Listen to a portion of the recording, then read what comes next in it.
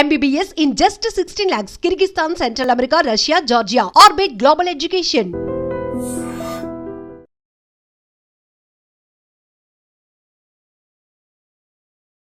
Sir and recent టైమ్స్లో కూడా probiotic capsules కానీ ట్యాబ్లెట్స్ కానీ తీసుకోవడం అనేది అంటే సజెషన్ అంటే డాక్టర్ సజెషన్ చేసిన తర్వాత తీసుకోవడం బాగానే ఉంటుంది. కాకపోతే కొంతమంది డాక్టర్ సజెస్ట్ చేయకుండానే వాడడం అనేది కూడా మొదలు పెడుతున్నారు, కొంతమంది వాడుతున్నారు. సో ఇది ఎంతవరకు హెల్త్కి బెస్ట్ అంటారు? అంటే ప్రోబయాటిక్స్ అనేవి ఇట్ ఈస్ నథింగ్ బట్ నేను చెప్పాను కదండి, మన పెరుగన్నం ఈజ్ ఎ ప్రోబయాటిక్, యా, మన సద్దన్నం ఈజ్ ఎ ప్రోబయాటిక్. దాంట్లో ఉండే బ్యాక్టీరియల్ కాంపోజిషన్ డిఫరెంట్ ఉంటుంది. అది గంజి పులిసి పెడితే వచ్చేది. ఓకే. సో పెరుగుని పులివి పెడితే వచ్చే బ్యాక్టీరియా లాక్టోబాసిల్లస్లో వేరే స్పీషీస్ ఉంటాయి. ఓకే. తర్వాత మన దోస పిండిని పులవ పెడితే వచ్చేది వేరే స్పీషీస్ ఉంటాయి. ఇట్లా రకరకాలవి ఉంటాయి. అంటే వీటన్నిటిని హెల్తీ బ్యాక్టీరియా మన ఫుడ్లో తీసుకోవటం ఇంకా మంచిది అంటాను. మనం చెత్తంతా తిని ఒక ప్రోబయాటిక్ వేసుకుంటే మంచి అయిపోదు. ఓకే. సో మనం రోజు తినే దాంట్లో మీరు చెత్త తినాలనుకున్నారనుకోండి, టేస్ట్ బేస్డ్ వారానికి ఒక రోజు పెట్టుకోండి, చీట్ డే. మిగిలిన 6 days వీలైనంత వరకు మనం హెల్తీ డైట్కి స్టిక్ ఆన్ అయి ఉంటే మంచిది. ఓకే. అండ్ మన గట్ హెల్త్ విషయానికి వచ్చేటప్పటికి రీసెంట్ టైమ్స్లో పేగు క్యాన్సర్ అనేది కూడా బాగా వింటున్నాము. సో అది యూజువల్గా ఎలా వస్తూ ఉంటుంది? అంటే మనం తీసుకునే లైఫ్ స్టైల్ హ్యాబిట్స్, ఫుడ్స్ వల్లే ఆ పేగు క్యాన్సర్ అనేది కూడా ఎక్కువగా వస్తూ ఉంటుందా, లేకపోతే దానికి గల కారణాలు ఏంటి? నేను రీసెంట్గా ప్యారిస్ వెళ్ళాను. ఓకే. ప్యారిస్ వెళ్తే అక్కడ ఫుడ్ చూస్తుంటే నాకు అదొక రకమైన విరక్తి కలిగింది. ఉదయం లేవగానే అక్కడికి వెళ్తే హోటల్లో బుఫే పెడతారు. ఓకే. ఏముందంటే బ్రెడ్, జామ్, లేదంటే ఆ సాసేజెస్లు, beef, pork, that is there. ఇంకేం లేదు వాళ్ళకి తినటానికి. They don't have anything. ఇప్పుడు మన ఇండియాలో 5-star హోటల్కి వెళ్ళండి, ఇడ్లీ ఉంటుంది, దోశ ఉంటుంది, వడ ఉంటుంది, ఉప్మా ఉంటుంది, ఒక 100 రకాలు ఉంటాయి. Yeah. So they are all our traditional. We have so much variety to eat. వాళ్ళకి అంత వెరైటీ కనపడట్లేదు ఎక్కడ. ఓకే. తింటే మొత్తం స్టీక్, డైరెక్ట్ రెడ్ మీట్ ఎక్కువ తింటారు. అండ్ ఇది ఇంత మీట్ తిని మనం 4 లెట్టూస్ ఆకులు తింటే హెల్దీ థింగ్ వచ్చేది కదా, రాదు. So we have a wonderful options. మన traditional options are very good, very time tested. That is మీరందరూ ఇప్పుడు మన దగ్గర ఈ మీడియా ద్వారా క్యాన్సర్లు అవి ఎక్కువ వింటున్నామని భయపడుతున్నారు. కానీ మీరు నోట్ చేసుకోండి, టెక్స్ట్ బుక్ పేజ్ తీసి నోట్ చేసుకోండి కావాలంటే. Davidson text book of medicine అంటే ఇది ఆల్మోస్ట్ MBBS డాక్టర్స్కి భగవద్గీతతో సమానం. ఓకే. అలాంటి బుక్లో హ్యారిసన్ కానీ డేవిడ్సన్ కానీ CMDT అనే టెక్స్ట్ బుక్లో కోలన్ క్యాన్సర్ అనే చాప్టర్ ఓపెన్ చేయండి. ఓకే. ఓపెన్ చేస్తే what is the incidence in America అంటే, what is the incidence in India అంటే, ఇండియాలో కన్నా 30 రెట్లు అమెరికాలో క్యాన్సర్ ఎక్కువ. ఓకే. 30 రెట్లు కోలన్ క్యాన్సర్, పెద్ద పేగు క్యాన్సర్. యూనో 50 ఏళ్ళు దాటిన ప్రతి ఒక్కళ్ళు 5 ఏళ్ళకి ఒకసారి కానీ కొలనోస్కోపీ చేయాలి. ఓకే. కొలనోస్కోపీ అంటే ఆల్మోస్ట్ ఇంత పెద్ద పైపుని మోషన్ ద్వారా నుంచి కంప్లీట్గా వెళ్ళి పెద్ద పేగు అంతా స్టడీ చేస్తారు ఎక్కడన్నా క్యాన్సర్ వస్తుందా అని. Okay. Okay. That is a rule. మీరు అది చేయలేదనుకోండి, యువర్ ఇన్సూరెన్స్ ప్రకారం నువ్వు అది చేయించుకోలేదు, రేపు నీకు క్యాన్సర్ వస్తే నీకు ఇన్సూరెన్స్ కూడా కవర్ అవ్వదు. ఓకే. ఇండియాలో ఆ రూల్ లేదు. ఎందుకని? మీరు ఏ టెక్స్ట్ బుక్ అన్నా చదవండి, కోలన్ క్యాన్సర్ అంటే 5 ఏళ్ళకి 10 ఏళ్ళకి ఒకసారి కొలనోస్కోపీ చేసి స్క్రీనింగ్ చేయాలి. ఇండియాలో అది లేదు. ఎందుకు? 30 times more common in western population. యూరోప్లో, US లో దట్ ఈస్ మోర్ కామన్. మన ఇండియాలో ఎందుకు లేదు? మన food habits, we have so much to eat. అన్ని ట్రెడిషనల్, వెజిటేరియను, మంచిగా అన్నము, పప్పు, లేదంటే ఒక కూర, ఒక వెజిటబుల్ కూర, తర్వాత పెరుగు. ఆ ట్రెడిషన్కి మనం అలవాటు పడున్నాం ఎప్పటి నుంచో. ఆ tradition is protecting hour small right, మన ఇంటెస్టైన్స్ని కాపాడి చాలా వరకు క్యాన్సర్ రాకుండా అయి ఉంటుందని నేను అనుకుంటున్నాను. ఎందుకంటే మేమేంటి అనుకుంటున్నాం, అన్ని చదివినా మేము కన్క్లూషన్స్ ఇవ్వము. మోస్ట్ లైక్లీ ఇది కారణం అయి ఉంటుంది అని చెప్పగలుగుతాం. ఓకే. చాలామంది ఏంటంటే నాలెడ్జ్ లేని వాళ్ళు ఇది ఇదే అని కన్క్లూజన్ చేయాలంటే దాని పెద్ద చాలా రీసెర్చ్ ఉండాలి. అంటే సింపుల్ చెప్పాలంటే యు ఆర్ నాట్ పాసింగ్ అనే judgement but most likely this might be the reason. అక్కడికి వెళ్తే అసలు ఏం తినాలో అర్థం కాల. ఆ బ్రెడ్ జామ్ ఎంత చండాలంగా ఏమని తింటాం రోజు అదేనా, లేదంటే కార్న్ఫ్లేక్స్, ఇంకేం తింటాం చెప్పండి మీరు. మనం ఇన్ని రకాల మంచిగా ఒక ఇడ్లీ, ఒక దోశ, ఒక పూరి ఇలాంటి వాటికి అలవాటు పడిన వాళ్ళం అక్కడ వాళ్ళు ఇంక రోజు ఎలా తింటున్నారో నాకు ఆశ్చర్యం వేస్తుంది. సో రోజు అదే తిని వాళ్ళకన్నీ పైల్ సమస్య ఎక్కువ, ఫిషర్ సమస్య ఎక్కువ, కాన్స్టిపేషన్ సమస్య ఎక్కువ, కోలన్ క్యాన్సర్ ఎక్కువ. మన దగ్గర ఇవన్నీ లేవు. మనం ఏం చేస్తున్నాం, మన ఫుడ్ చాలదా అన్నట్టు ఆ పిజ్జా బర్గర్లు వెనకాల పడుతున్నాం. ఏముంది దాంట్లో టేస్ట్? మన ట్రెడిషనల్ ఫుడ్లో లేనంత టేస్ట్ దాంట్లో ఉందా? సో మన దాంట్లో టేస్ట్ ఉంది, దాంట్లో డౌటే లేదు. అది కొంచెం ఒక వేలం వెర్రిలాగా ఉంటుంది. ఎందుకు అన్నారనుకోండి, people ten to get attracted to negative things, destructive things more than good things. Right. And మీరు అంటారు చూడారా పోక్రి సినిమాలో ఏదో గాంధీ మీద సినిమా తీస్తే అసలు ఆడదు, అదే కడప కింగ్ 250 సెంటర్స్ 100 days అంటారు కదా. సో అంతే. ఇప్పుడు చూడండి, ఇప్పుడు మీరు మంచి సినిమా చూడండి, చూడరు. ఇప్పుడు పుష్ప 2లో ఒక స్విమ్మింగ్ పూల్లో ఉచ్చబోసే సీను ఒక హీరో చేస్తే దాన్ని మన కిడ్స్ ఏ విధంగా తీసుకుంటారండి? సో అంటే దానికి అన్ని కలెక్షన్స్ ఎలా వస్తున్నాయి? బ్యాడ్ ప్రోడక్ట్ని యూ కెన్ సెల్ ఇట్, అది నీ గొప్పతనం అయి ఉండొచ్చు. దానంతట అది ఒకప్పట్లాగా మీరు పాత సినిమాల్లో ఇప్పుడు జగదేకవీరుడు అతిలోక సుందరి సినిమా చూడండి, మీరు 100 సార్లు చూసినా చూడాలనిపిస్తుంది. ఆ శ్రీదేవి యాక్షన్ కానీ, చిరంజీవి స్టెప్పులు కానీ. So there is impeccable, that is real టాలెంట్తో వచ్చింది. ఇది మార్కెటింగ్తో వచ్చింది. ద డిఫరెన్స్ అనేది కూడా ఉంటుంది.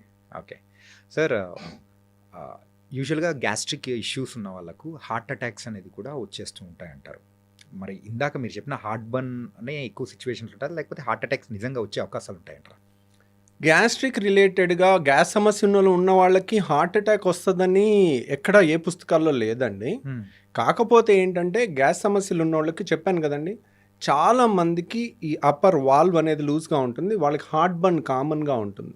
వాళ్ళకి చాలా వరకు హార్ట్ ప్రాబ్లం ఏమో అన్న భయం ఉంటుంది, కానీ యూజువల్గా వాళ్ళకి హార్ట్ అటాక్స్ పెరిగే అవకాశం లేదు.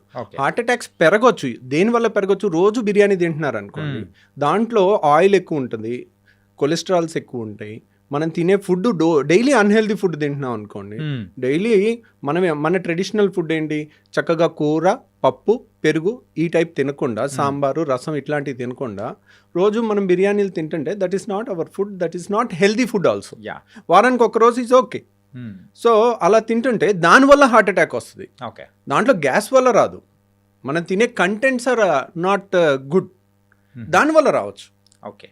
దానివల్ల ఏముంది, మగవాళ్ళకైతే చిరుబొజ్జు వస్తుంది, అందరికి. ఇప్పుడు లేడీస్కి అయితే ఫ్యాట్ అంతా సీట్ దగ్గర పేరుకుంటుంది, మగవాళ్ళకి పొట్ట కొండలాగా పెరుగుతుంది. సో ఎప్పుడైతే పొట్ట దగ్గర ఫ్యాట్ పెరుగుతుందో వాళ్ళకి హార్ట్ అటాక్స్ ఎక్కువ వచ్చే అవకాశం. ప్రపంచం అంతటా మగవాళ్ళు ఆడవాళ్ళ కన్నా 2 ఏళ్ళు తక్కువ బతుకుతారు. మీరు జపాన్లో యావరేజ్ లైఫ్ స్పాన్ తీసుకున్నారనుకోండి, లేడీస్లో 83 ఏళ్ళు, మగవాళ్ళు 81 ఏళ్ళు.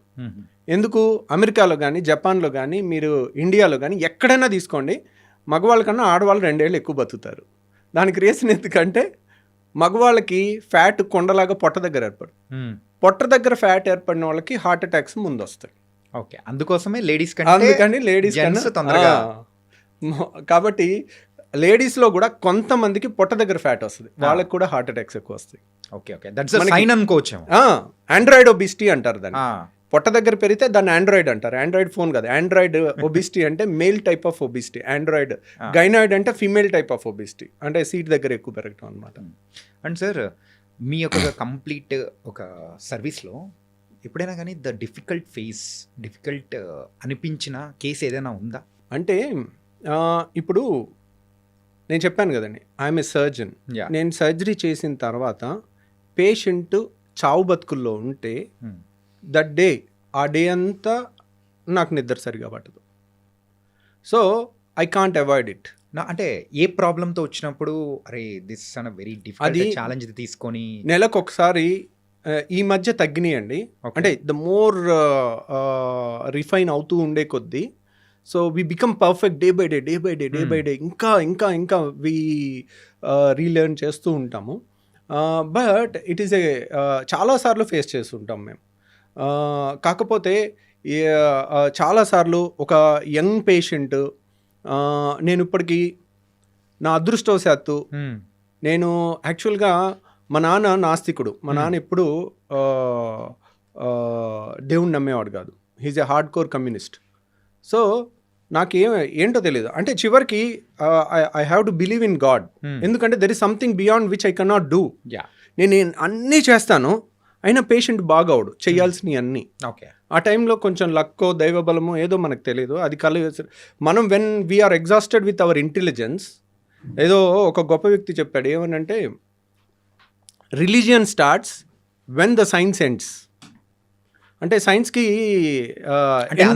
అంతం అయిపోయిన తర్వాత ఏం అర్థం కానప్పుడు అప్పుడు రిలీజియన్ స్టార్ట్ అవుతుందని. అప్పుడు దేవుణ్ణి మనం సో ఆ దాంట్లో ఒక్కోసారి నేను ఒక యంగ్స్టర్ 19 ఏళ్ల కుర్రోడికి నేను ఒకసారి బేరియాట్రిక్ ఆపరేషన్ చేశాను. ఓకే, పాపం తనకి చాలా మేజర్ కాంప్లికేషన్ వచ్చి బాడీ అంతా, అంటే 1000 మందిలో ఒకళ్ళకి వచ్చే కాంప్లికేషన్ అది వచ్చేది. ఓకే, ఇది 10 ఏళ్ల కింద జరిగింది. మంగళగిరి కుర్రోడు అబ్బాయి శ్రీనివాస్ అని. సో తనకి ఆల్మోస్ట్ చావు బతుకుల దాకా వెళ్ళాడు. 1 నెల రోజు హాస్పిటల్లో ఉన్నాడు. 2 సర్జరీస్ మళ్ళీ చేస్తూ ఉంటే ఒక మూమెంట్లో అరే ఇంత చేసాం అయినా కానీ ఇంప్రూవ్ అవ్వట్లేదు. పాపం వీడు బతికితే బాగుండు, 19 ఏళ్ల కుర్రోడు చచ్చిపోబోతున్నాడు, చివరిగా స్వర్గం అంచుల దాకా వెళ్ళిపోతున్నాడు, ఇంకా బతకడేమో అని అనుకుని సరే వీడు బతికితే నేను మంగళగిరి లక్ష్మీ నరసింహ గుడిలో 108 రౌండ్లు వేస్తాను అని మొక్కున్నా. ఏమైందో తెలీదు, వాడు బతికిపోయాడు. ఓకే, సో అన్నిసార్లు అలా జరగలే. నేను ఇప్పటి వరకు నా అదృష్టవశాత్తు నా కోసం, నా ఫ్యామిలీ కోసం ఏ రోజు కూడా నేను దేవుడి చుట్టూ రౌండ్లు వేయాల్సి రాలా.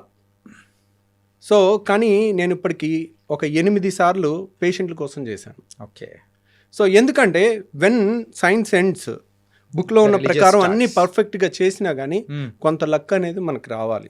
ఆ పేషెంట్కి ఉండాలి, మనకి ఉండాలి. సో అలా ఇంకో పేషెంట్ ఇంత పెద్ద గర్భసంచిలో గడ్డ, పెళ్లిగాని అమ్మాయి, ఇంత పెద్ద గర్భసంచి గడ్డ. ఓకే, ఇక్కడ వరకు ఉంది. పెళ్లిగాని అమ్మాయికి ఇంతవరకు. ఒకసారి బయట ఆపరేషన్ చేసి పొట్ట కోసి ఓపెన్ చేసి దాన్ని తీయలేకపోయారు, మళ్ళీ క్లోజ్ చేశారు. ఓకే, చేసి మళ్ళీ రెండోసారి మా దగ్గరికి వస్తుంటే ఒకసారి ఒక డాక్టర్ ఓపెన్ చేసి క్లోజ్ చేశారంటే ఇట్స్ వెరీ డిఫికల్ట్ కేస్ అని. నేను పెళ్లిగాని అమ్మాయి, నేను సరే దాంట్లో ఫైబ్రాయిడ్ గడ్డలు ఇంత ఉన్నాయి, అవి ఒక్కటి తీసేస్తానమ్మా అని చెప్పాను. కానీ గర్భసంచి కూడా తీసేయాల్సి రావచ్చు, కానీ పెళ్లిగాని అమ్మాయి గర్భసంచి తీసేస్తే ఇంకేముంది, పిల్లలు పుట్టరు. సో నేను సరే ట్రై చేస్తాను కానీ గ్యారంటీ ఇవ్వలేనని చెప్పాను. సరే ఓకే చెప్పారు, ఓపెన్ చేశాము. ఇట్ వాజ్ ఒక సర్జన్ ఓపెన్ చేసి క్లోజ్ చేశాడంటే మనం అర్థం చేసుకోవచ్చు, లోపలికి వెళ్తే ఎంత పంపుల్లాగా ఉన్నాయి అన్ని రక్తనాళాలు. ఎక్కడ ముట్టుకుంటే అక్కడ బ్లీడింగ్, పంపులు కొట్టినట్టు కొడతా ఉంది. ఒక టైంలో 25 ఏళ్ళ అమ్మాయి, 26 ఏళ్ళ అమ్మాయి మన కళ్ళ ముందు బ్లీడ్ అయి చచ్చిపోతూ ఉండి హెల్ప్లెస్గా ఉంటే అసలు ఎక్కడ ముట్టుకుంటే అక్కడ బ్లీడింగ్ అయిపోతూ ఉంది. నా అర్థం కాని పరిస్థితి. సో ఆ టైంలోనే పేషెంట్ బీపీ ఎక్కువ ఉంది, ఇంకెలాగా చచ్చిపోద్ది అని అనిపించింది. అంతా ప్రెషర్ పెట్టేసి మాప్స్ పెట్టి ప్రెషర్ పెట్టి ఆపుతా ఉన్నాం. ఆపి కొంతసేపు ప్రశాంతంగా ఉండి ఈ అమ్మాయి బతికితే చాలరా అని అప్పుడు కూడా అనుకున్నాను. ఎందుకంటే 25 ఏళ్ల పేషెంట్ టేబుల్ మీద చచ్చిపోతే దాన్ని తీసుకునే అంత గట్స్ ఎంత గొప్ప సర్జన్కైనా ఉండదు. రైట్. సో వాళ్ళు అన్నీ ఒప్పుకున్నప్పటికీ కూడా వాళ్ళు ఒప్పుకుంటారు, ఏమ్మా ఇది కష్టమైన ఆపరేషన్ అని మనం చెప్తాం, అయినా కానీ దాన్ని డైజెస్ట్ చేసుకోలేం. రైట్. వాళ్ళు ఏంటి ఆ 90%లోనే ఉంటామేమో అన్న ఆశతో వస్తారు, నమ్మకంతో వస్తారు. ఈ 10%లో ఉండంలే అనే అనుకుంటారు. మనం 10% రిస్క్ అని చెప్పినా కానీ. సో ఆ పేషెంట్ లక్కీగా కొంచెంసేపు ప్రశాంతంగా ఉండి బీపీ కొంచెం ఎక్కువ ఉన్న దాన్ని డౌన్ చేసిన తర్వాత రక్తస్రావం కూడా కొంచెం తగ్గుద్ది. ఓకే, అప్పుడు ఎలాగో ఒకలాగా ఆ గడ్డ అంతా తీలేమేమో, అలా వదిలేసి రావాలేమో, ఆ బ్లీడింగ్ ఆగదేమో, ఎన్నో క్వశ్చన్స్ ఉన్నాయి. తర్వాత మళ్ళీ అందరం కలిసి దాన్ని తీసేసి సక్సెస్ఫుల్గా గర్భసంచి మొత్తం తీసేయాల్సి వచ్చింది, కానీ పేషెంట్ సేవ్ అయింది. ఓకే. సో అట్లా అంటే మీరు యూజువల్గా ఆ సైజ్ చెప్తూ ఉంటేనే ఇంత సైజ్, అది కూడా కడుపులో, దాని వీడియో కూడా ఉందండి నా దగ్గర. మై గాడ్, ఆ వీడియో కూడా ఉంది, మనం కావాలంటే అది చూపించవచ్చు. వద్దు సార్ ప్లీజ్. అంటే యాజ్ ఎ సర్జన్ గా అండ్ మీకైతే ఆ గట్స్ ఉన్నాయేమో, కానీ యాజ్ ఎ నార్మల్ పర్సన్స్ లాగా we can't take it also. కొన్ని ఈవెన్ నార్మల్ పీపుల్ కూడా ఆ సర్జరీస్ చూడాలన్నా కానీ బ్లడ్ చూస్తేనే పడిపోతుంటారు సార్. ఇంకా సర్జరీస్లో మీరు చూపించారంటే లిటరల్లీ అంతే నేను కూడా అయిపోతున్నామో సార్. అంటే అన్నిసార్లు అలా ఉండదండి. ఓకే. సర్జరీ లైక్ మంచి సర్జన్ ఆపరేట్ చేస్తుంటే ఇట్స్ లైక్ మంచి మ్యూజిక్ వింటున్నట్టు ఉంటుంది. అలా నేను గాల్ బ్లాడర్ ఆపరేషన్ 5 నిమిషాల్లో చేసిన వీడియో ఒకటి లైవ్ పెట్టాను మన ఛానల్లో. దాంట్లో చూడండి, ఆపరేషన్ అంటే ఇలా ఉంటుంది, ఏదో వీడియో గేమ్ ఆడుకున్నట్టుందే, చుక్క బ్లడ్ లేదు, అసలు ఇంత అద్భుతమైన ప్రపంచం ఇంత మంచి కెమెరాలో మన బాడీలో ఉందా, ఇంత రక్తనాళాలు ఇంత సన్నవి కూడా కనపడతాయా అనే ఎక్సైటింగ్గా ఉండే ఒక కోణం చూస్తారు. అది చాలాసార్లు అలాగే ఉంటుంది. కానీ సర్జరీ ఈజ్ అన్ఎక్స్పెక్టెడ్. ఎప్పుడు ఏమి ఎలా జరుగుతుంది అనేది, ఎలా వచ్చి పడుతుంది అనే దానికి మనం ప్రిపేర్ అయ్యి ఉండాలి. సో అది మీరు కావాలంటే ఆ వీడియో చూడండి. నేను అపెండిక్స్ ఆపరేషన్ పెట్టాను, గర్భసంచి ఆపరేషన్ పెట్టాను, గాల్ బ్లాడర్ ఆపరేషన్ పెట్టాను. ఇవన్నీ కూడా 5 నుంచి 10-15 నిమిషాల్లో అయిపోయి చుక్క బ్లడ్ లేకుండా నీట్గా ఉన్నది. బ్యాక్గ్రౌండ్ వాయిస్తో చెప్పాను, అది చూడొచ్చు. బ్లీడింగ్ అయ్యేవి అవి మీరు చూడలేరు. అదే మెయిన్గా అది లేకపోతే చాలు సార్. సార్ అండ్ ఈ పాడ్కాస్ట్ ద్వారా సార్ యూజువల్గా అయితే ప్రజలకు మనము అంటే వాళ్ళు ఎడ్యుకేట్ అయ్యేటట్టు యూజువల్గా గట్ హెల్త్ గురించి కానీ సో మీలాంటి పర్సన్స్ చెప్తే ఇంకా బాగుంటుందని చెప్పేసి కేమ్ హియర్. అంటే మీరు రావడంతో వీఆర్ వెరీ హ్యాపీ. అండ్ కొన్ని మెయిన్గా గట్ హెల్త్ బాగుండడానికి ఎలాంటి జాగ్రత్తలు తీసుకుంటే ఉంటుందో అనేది కూడా చెప్పారు. సో ఫైనల్ క్వశ్చన్ ఇస్, యూజువల్గా ఫుడ్ అనేది కూడా ఉంటుంది సార్. మార్నింగ్ అయితే హెవీగా అంటే మార్నింగ్ రాజులా తీసుకోమంటారు, మధ్యాహ్నం అయితే మనిషిలా తీసుకుంటారు, రాత్రి అయితే అడుక్కునే వాళ్ళ తీసుకోమని ఇట్లా చెప్తూ ఉంటారు. సో ఇది ఎంతవరకు ఫాలో అవ్వచ్చు అంటారు? అంటే దట్స్ వన్ వే ట్రూ అండి. ఎందుకంటే ఉదయం లేసామనుకోండి, ఉదయం లేచిన కాడ నుంచి మనం ఒక 12 గంటలో 10 గంటలో వర్క్ చేస్తాం, రైట్? సో మన కండరాలకి అన్నిటికీ కూడా ఎనర్జీ కావాలి. కాబట్టి మార్నింగ్ తిన్నా కానీ మనం చేసే పనితో అది అరిగిపోతుంది. సో మనం మధ్యాహ్నం కూడా తీసుకోవచ్చు. నైట్ ఏంటంటే తిన్న వెంటనే మనం పెద్ద పని చేసేది, నైట్ అంతా పడుకునేది ఉంటుంది. సో పడుకునే టైంలో మనకు అంత ఎనర్జీ ఏం అవసరం ఉండదు. సో మనం ఉదయం తిన్నామంటే అది డే అంతా ఖర్చు అయిపోయే అవకాశం ఎక్కువ ఉంటుంది. రాత్రి తిన్నది, ఇప్పుడు ఉదయం ఒక బిర్యానీ తినటం వేరు, రాత్రి బిర్యానీ తినటం వేరు. ఉదయం బిర్యానీ తింటే సాయంత్రం వరకు మనం చేసే పనిలో దాంట్లోంచి వచ్చిన క్యాలరీస్ అప్పటికప్పుడు ఖర్చు అయిపోవచ్చు. అదే రాత్రికి వెళ్ళి పడుకుంటాం, తిన్న తర్వాత ఆ తిన్న అన్ని బ్లడ్లోకి అన్ని ట్రైగ్లిజరైడ్స్, ఫ్యాటీ యాసిడ్స్ అన్నీ వెళ్తాయి. అవన్నీ ఎక్కడ వెళ్ళాలి? ఎక్కడికో వెళ్ళి డిపాజిట్ అవ్వాలి. అవన్నీ రెసిస్టెంట్ ఏరియాలోకి వెళ్తుంటాయి, నడుము దగ్గర ఎక్కడ కరగటానికి వీల్లేని చోటకంతా ఒక ఫ్యాట్ తయారైపోతూ ఉంటుంది. అందరికి ఎంత ఫిట్గా ఉన్న వాళ్ళకైనా చిన్న నడుము దగ్గర కానీ రెసిస్టెంట్ ఫ్యాట్ కొద్దిగా ఉంటుంది వాళ్ళు చేసే. ఎందుకంటే గుడ్ ఫుడ్ని రెసిస్ట్ చేయటం it's not easy thing for ఎంత మెచ్యూర్డ్ పర్సన్ కన్నా. So and gall bladder stones అనేది కూడా రీసెంట్ టైమ్స్లో బాగా వింటున్నాను సార్. అంటే ఇప్పుడు కిడ్నీలో స్టోన్స్ వచ్చాయంటే అది త్రూ మన యూరిన్ ద్వారా కూడా వచ్చేసి బయటికి కొట్టేస్తుంది. అది రాలేని సందర్భాల్లో ఏమంటారు, మనకు త్రూ ట్రీట్మెంట్ ద్వారా తీస్తారు. ఈ గాల్ బ్లాడర్ స్టోన్స్ అనేది వెళ్ళిపోతే ఆ గాల్ బ్లాడర్లో పడిపోతాయి అని కూడా విన్నాను. సో దాన్ని తీయాలంటే ఆపరేషన్ తప్ప వేరే ఆప్షన్ అనేది లేదా కరిగించడానికి కానీ ఏదైనా? అంటే గాల్ బ్లాడర్లో స్టోన్స్ అనేది కిడ్నీలో స్టోన్స్ వేరు, గాల్ బ్లాడర్లో స్టోన్స్ వేరు. రెండింటికి వ్యత్యాసం చెప్తాను. కిడ్నీలో స్టోన్స్ అనేది లెస్ దాన్ 1 సెంటీమీటర్ ఉంటే 99% లెస్ దాన్ 1 సెంటీమీటర్ ఉంటాయి. అవన్నీ కూడా వాటర్ ఎక్కువ తాగుతుంటే దానంతట అవే పడిపోయే అవకాశం ఉంటుంది. గాల్ బ్లాడర్లో స్టోను బయటికి పడేవి చాలా తక్కువ అన్నమాట, అవి అలాగే ఉంటాయి. కాకపోతే గాల్ బ్లాడర్లో స్టోను అంత డేంజరస్ ఏం కాదు. అంటే నొప్పి లేదు. చాలా మందికి ఒక స్టోను 1 సెంటీమీటర్ స్టోన్ తయారవ్వాలనుకోండి, అది కనీసం 5 ఏళ్ళ నుంచి 10 ఏళ్ళు పట్టుద్ది. ఎందుకంటే ఒక ఇసుక రేణువులాగా తయారవుతుంది. దాని మీద ఒక పొర ఏర్పడుద్ది, దాని మీద ఇంకో పొర ఏర్పడుద్ది, దాని మీద ఇంకో పొర ఏర్పడుద్ది. సో అలా పొరలుగా 1 సెంటీమీటర్ స్టోన్ తయారవ్వాలంటే it takes 5 to 10 years. Okay. So చాలా మందికి స్కానింగ్ చేస్తే రాయి కనపడుద్ది, కానీ వాళ్ళకి కంప్లైంట్ ఉండదు. సో అనవసరంగా స్కానింగ్ చేయబట్టి వాళ్ళకి గుండెలో రైళ్లు పరిగెట్టడం మొదలవుతుంది. వాళ్ళకేంటి, రొటీన్ చెకప్ చేస్తాం, వాళ్ళకి స్కాన్ చేయకపోతే తెలీదు, హ్యాపీగా ఉంటారు. చేసిన కాడ నుంచి అదో గిలి, అమ్మో నాకు రాయింది, ఇప్పుడు ఇదేమవుద్దో అన్న టెన్షన్తో ఉంటారు.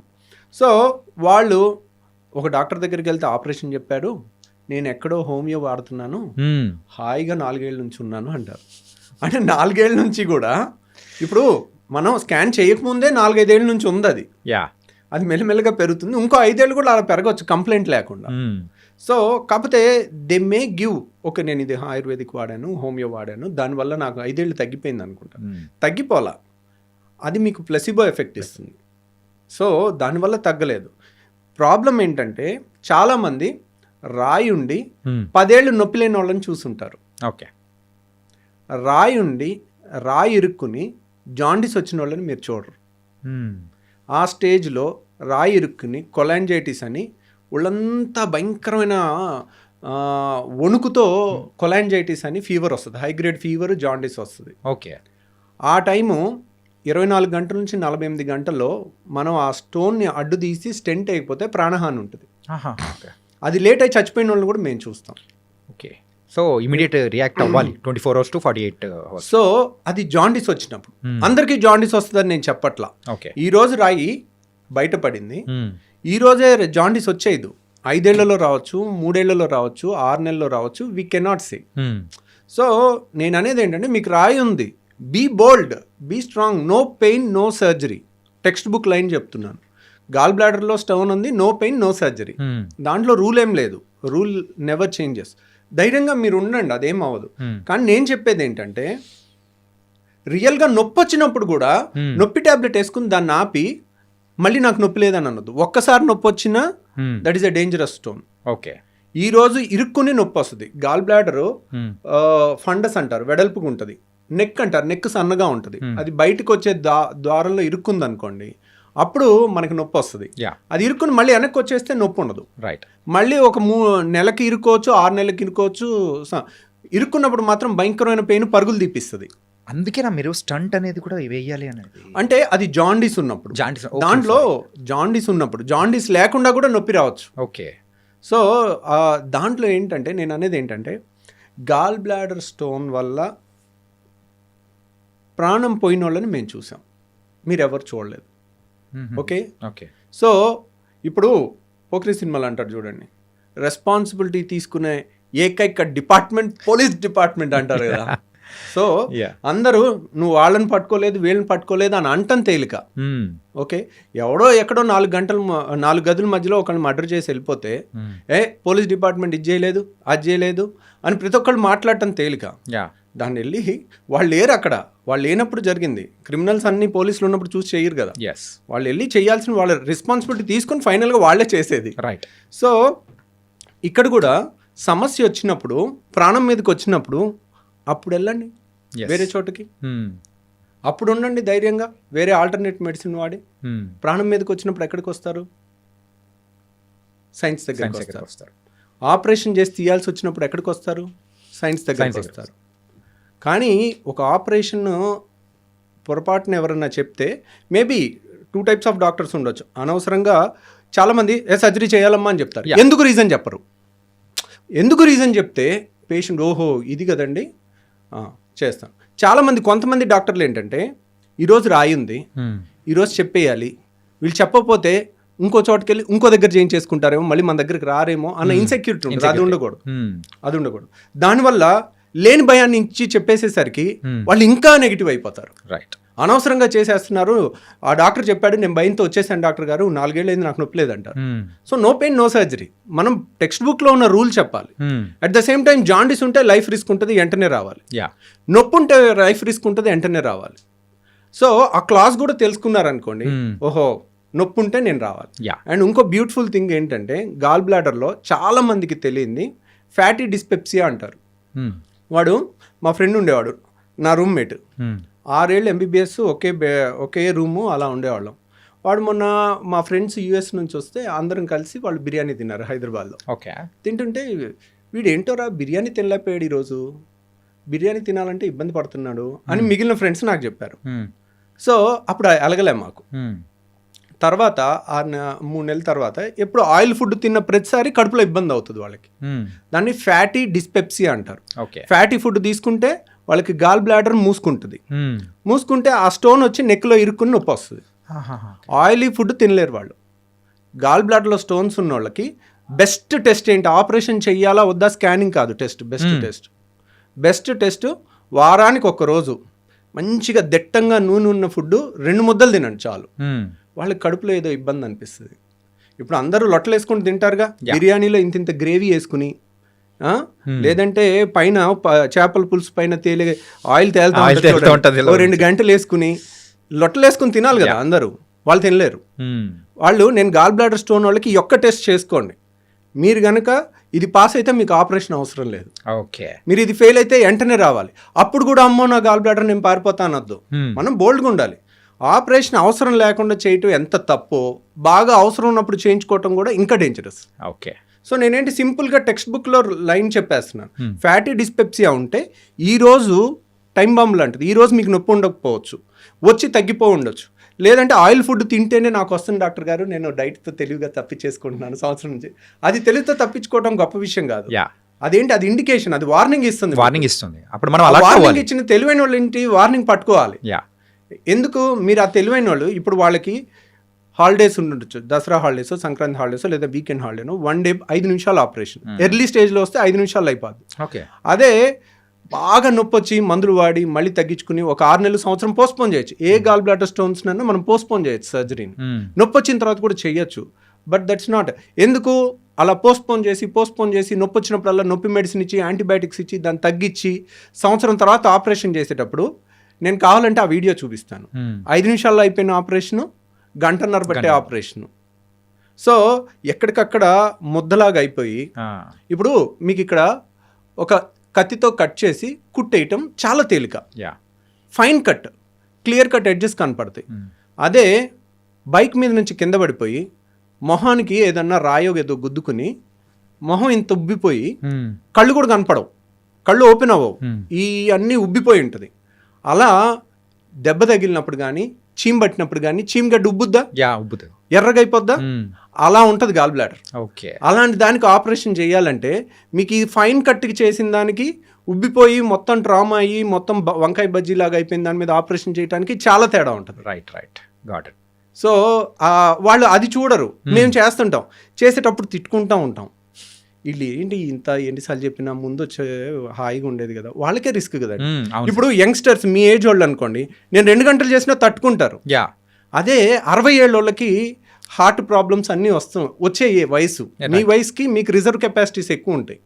అదే 60 ఏళ్ల వయసు వాళ్ళు 2 గంటలు ఆపరేషన్ చేసేటప్పుడు ఏదన్నా హార్ట్ బీట్ అప్ డౌన్ అయ్యి ప్రాణాలకి రిస్క్ ఉంటుంది. అంత రిస్క్ ఏముంది, 5 నిమిషాలు దానికి భయపడితే. మీరు కావాలంటే భయపడేది ఉంటే నాది 5 నిమిషాల వీడియో చూడండి, లైవ్ వీడియో 5 నిమిషాల్లో నేను ఫినిష్ చేసేసింది. సో 5 నిమిషాలు అయిపోయి 3 గంటల్లో లేచి నడిచి మరుసటి రోజు వెళ్ళిపోతే వై నాట్, అంతే కదా. సో ఎర్లీగా మనం చేసుకుంటే కూల్ అయిపోతుంది అన్నమాట. ఇంకొక పైత్యం ఉంది. ఇప్పుడు మొన్న ఒక కప్పులు లండన్ నుంచి వచ్చి చైనా వెళ్ళి గాల్ బ్లాడర్లో స్టోన్కి ప్రపంచం మొత్తం గాల్ బ్లాడర్ తీసేస్తున్నారు. నేను చైనా వెళ్ళి ఎక్కడ లేని టెక్నాలజీ రాయి ఒక్కటి తీయించుకొచ్చాను, గాల్ బ్లాడర్ తీయించుకురాలేదు. దాన్ని లైవ్ ఇవ్వ లోపలికి వెళ్తున్నాం, లోపలికి వెళ్ళేటప్పుడు ఫీలింగ్స్, బయటకు వస్తున్నాం ఆ టైంలో ఫీలింగ్స్, దానికి మిలియన్స్ ఆఫ్ వ్యూస్. సార్ అదేమన్నా హోమ్ టూరా సార్? సో ఆపరేషన్ కానీ యునో ఆ ఒక్క వీడియో చూసి వచ్చి మమ్మల్ని, ఏం డాక్టర్ గారు ఈ టెక్నాలజీ మీకు రాలేదా? సో ఫస్ట్ ఆఫ్ ఆల్ మనం చేస్తుందే తప్పు. ఓకే. సో ఇప్పుడు అది రాలేదు, అది కదండి గాల్ బ్లాడర్ తీసిన వాళ్ళు గాల్ బ్లాడర్లో స్టోన్ తీయలేరా? సో గాల్ బ్లాడర్లో స్టోన్ తీయటం అది పెద్ద గొప్ప విషయం కాదు, కానీ that is not right thing to do it. ఏ టెక్స్ట్ బుక్లో గాల్ బ్లాడర్లో స్టోన్ తీయమని లేదు. సో కాబట్టి నేను అలాంటివి సరే తీసాము అని అనుకోండి, రేపొద్దున్న ఈరోజు ఒక స్టోన్ తీసాం, గాల్ బ్లాడర్లో స్టోన్ వచ్చిందంటే ఏంటి, దానికి స్టోన్ వచ్చే తత్వం ఉన్నట్టు. ఇప్పుడు ఒక ఆపరేషన్ చేసి తీస్తాం, 5 ఏళ్ళు ఆగి మళ్ళీ స్టోన్ వస్తుంది, మళ్ళీ ఆపరేషన్ చేయించుకున్న అదే రిస్క్గా. యాక్చువల్గా ఆపరేషన్లో రిస్క్ గాల్ బ్లాడర్లో లేదు, గాల్ బ్లాడర్ తీసే దాంట్లో లేదు, అది 5 నిమిషాల ఆపరేషన్. రిస్క్ ఎక్కడుంది, మత్తు, వీటన్నిటిలో కూడా రిస్క్ అనేది కూడా ఉంది, రిస్క్ ఉంటుంది. సో ప్రతిసారి ఆపరేషన్ చేయించుకోవటం అనేది it's not a good thing. కానీ ఇప్పుడే చెప్తున్నా, సైన్స్ ప్రకారం ఒక 100 ఏళ్ల రీసెర్చ్కి ఎగెన్స్ట్కి వెళ్ళాలని అనుకోవటం అన్నిసార్లు ఉత్తమం కాదు. దాంట్లో ఒకసారి నువ్వు బయటపడవచ్చు, 1 వేలో ఎదురెళ్ళకూడదు అన్నారు, ట్రాఫిక్ లేదు, నేను 1 వేలో ఎదురెళ్ళాను, 60 స్పీడ్తో వెళ్ళొచ్చాను, నేను గొప్పవాడిని అనుకోవటం కాదు. That is wrong thing. Right. మీకు కావాలనుకోండి, మీకు ఆ రాయి ఒక్కటే తీయాలనుకుంటే అది నేను తీసి పెడతాను, కానీ నేను చెప్పటం నా duty. This is not the right thing అండి అని. సో ఇన్స్పైట్ ఆఫ్ దట్ వాళ్ళు అడిగారు అనుకోండి, సో ఓకే చేసి పెడదాం, ఏముంది, దాంట్లో ఇప్పుడు కానీ మళ్ళీ వచ్చే అవకాశాలు అనేది కూడా మళ్ళీ వచ్చే అవకాశం ఉంటుంది, ఆ. రిస్క్ కూడా ఎక్కువ ఉంటుంది. ఎందుకంటే గాల్ బ్లాడరు గోడ అనేది పేపర్ కన్నా పలుచుకుంటుంది. ఓకే. సో గాల్ బ్లాడర్లో స్టోన్ వస్తే గాల్ బ్లాడర్ మొత్తం తీసేస్తాం, అది standard textbook treatment. Yes. కిడ్నీలో స్టోన్ వస్తే కిడ్నీ తీసేస్తారు ఎవరైనా? No. తీయరు కదా. మరి కిడ్నీ ఎందుకు తీయట్లేదు ఏ డాక్టరు? స్టోన్ ఒకటి కిడ్నీ ముఖ్యమైన అవయవం కాబట్టి. యా. సో 600 రాయ తీస్తాం. సో గాల్ బ్లాడర్ వాళ్ళే పల్చగా ఉంటుంది పేపర్ అంతా, దాన్ని కట్ చేసి దాన్ని కుట్టిన తర్వాత ఒక్కోసారి అక్కడ నుంచి పసర్ లీక్ అయింది అనుకోండి, సెప్టిక్ అయి ప్రాణహాని కూడా ఉంటుంది. సో అది రాకుండా కూడా జాగ్రత్త తీసుకుని చెయ్యొచ్చు. కానీ గాల్ బ్లాడర్ ఆపరేషన్ ఉదయం చేస్తే సాయంత్రం ఇంటికి పంపించేస్తాం. అలా చేసిన వాళ్ళకి ఒక ట్యూబ్ పెట్టాలి. సో వాళ్ళకి ఇంకా కంబర్సమ్ ఉంటుంది, అది వాళ్ళకి తెలియదు కదా. కాకపోతే వాళ్ళకి ఒకే ఎమోషన్, నా అవయవం తీయలేదు అనే ఎమోషన్ ఉంటుంది.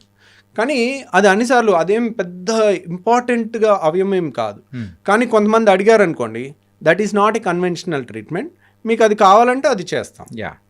సో అది చేయలేని వాళ్ళు ఇండియాలో లేకపోవటం అనేదే లేదు. It's depends on the persons. కానీ పేషెంట్ ఖర్చు ఇప్పటికీ చెప్తున్నాను వినండి, మీకు ఎవరికన్నా ఓన్లీ రాయి తీయాలన్నా కానీ we don't recommend it, but that's not a great thing to achieve. అది ఎక్కడా లేని ట్రీట్మెంట్ ఓన్లీ చైనాలో ఉందని అనుకోవటం తప్పు. ఓకే. మీకు కావాలంటే ఆ వీడియో నేను కూడా చేసి పెట్టి పంపిస్తాను. It was very nice talking to you sir. Really bold అనే విషయాలు అనేది కూడా తెలుసుకున్నాను. కాకపోతే మీతో మాట్లాడుతూ ఉంటే ఇంకా సరిపోలేదు, ఇన్కంప్లీట్ అన్నట్టు కూడా అర్థమవుతుంది. అండ్ ఈ సెషన్లో మాత్రం చాలా వాల్యుబుల్ సజెషన్స్ కానీ and how you started your journey in the gastroenterology and బెర్టియాలజీలో కూడా చాలా చక్కగా చెప్పారు. Really thank you so much for coming here and మీ టైం అనేది కూడా ఇచ్చినందుకు. Thank you very much.